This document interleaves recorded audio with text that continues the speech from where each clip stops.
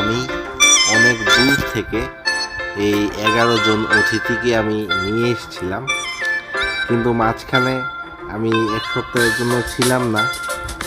তো 11 জন অতিথির মধ্যে 3 জন ওরা দেহত্যাগ করেছে। এরা প্রথমে এই বলটার মধ্যে ছিল, তারপর আমি চলে যাওয়ার পরে দেহত্যাগের এই অবস্থা দেখে আমার ওয়াইফ সাথে সাথে এই বলের মধ্যে এদেরকে নিয়ে এসেছিল। এই পাথরগুলি সমস্ত কিছু এই বল থেকেই এখানে গামলাতে ট্রান্সফার করা হয়েছে। তো 3 জন চলে যাওয়ার পরে এখন এর 8 জন আছে। তো এদেরকে ফার্দার বাঁচানোর জন্যে আমি আমার দ্বিচক্রযান নিয়ে রওনা দিলাম। একটা অ্যাকোয়াটিক ড্রিম বলে একটা আমাদের এখানে একুরিয়ামের ভালো একটা কালেকশনের দোকান আছে ওইখানে। তো এখানে আমরা আমাদের সাইজ মতো আমাদের বাজেটের মধ্যে এই ছোট মাছগুলিকে দেখার জন্য একের পর এক দেখছি। তো উনিও দেখাচ্ছেন একের পর এক, কিন্তু আমাদের বাজেটের মধ্যে যেটা চুজ এলো সেই এই রেক্টাঙ্গুলার এটাই আমাদের চুজ করলো। আর এখানে এখানে প্রচুর কালেকশন আছে একের পর এক। এই দেখতেই পাচ্ছ, এই সমস্ত মাছের নাম আমরা জানিও না। তো এটা আমার ফার্স্ট অ্যাকোয়ারিয়াম অ্যাকচুয়ালি। ওদের কাছে প্রচুর কালেকশন আছে। ওদের হচ্ছে মেহের কালীবাড়ির সামনে ওদের দোকানটা। Live fish along with live প্ল্যান্টও ওরা অনেক প্রচুর কালেকশন রেখেছে।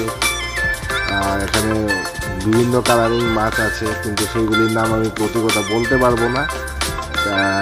গোল্ডফিশও ওদের কাছে প্রচুর কালেকশন ছিল, কিন্তু গোল্ডফিশটা আমি স্পেশালি নিজে পছন্দ করি না, কারণ ওরা খুব জায়গা নোংরা করে। আর এই মাছগুলি, ছোট মাছগুলি আমি নিয়েছি। এই ছোট মাছগুলি অনেকটা কস্টলি না, দামও খুব কম পড়ে, আর দেখতে অনেকটা সুন্দর, এবং ওরা জায়গাটা খুব কম নোংরা করে।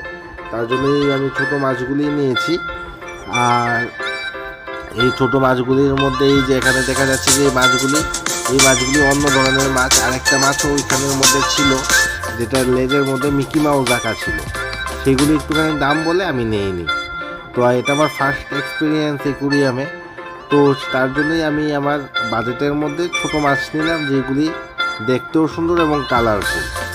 আর লাইভ প্ল্যান্ট একটা নিয়েছি, আমি দেখাচ্ছি তোমাকে এক এক করে।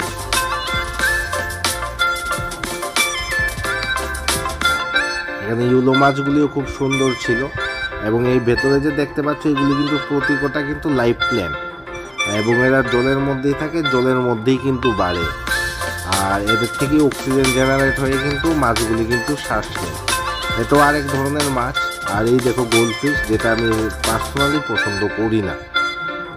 আর এই গোল্ডফিশগুলির সাইজও অনেকটাই ছোট ছিল। আর তুমি এদের দোকানে গেলে অনেক ধরনের অনেক কালেকশন পাবে। আমি যখন গিয়েছিলাম অ্যাকচুয়ালি অনেকটাই রাত হয়ে গিয়েছিল।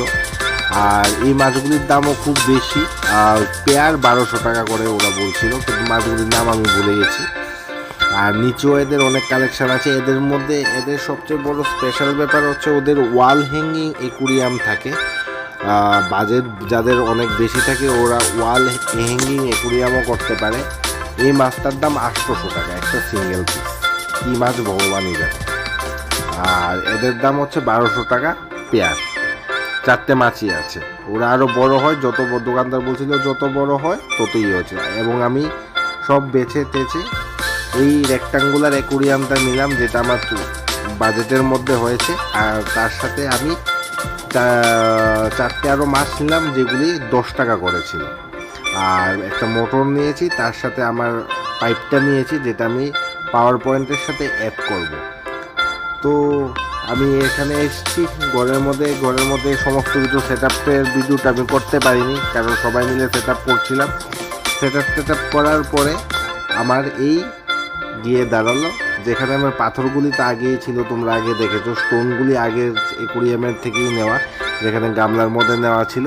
আর লাইভ প্ল্যান্টটা আমি নিয়ে এসেছি। লাইভ প্ল্যান্টটাকে আমি বসিয়ে দিয়েছি, আর পাওয়ার মেশিনটাকে যেটা ছিল পাওয়ার মেশিনটাকে বসানো হয়ে গেছে। এরপরে ফিনিশিং টাচ হচ্ছে এরকম।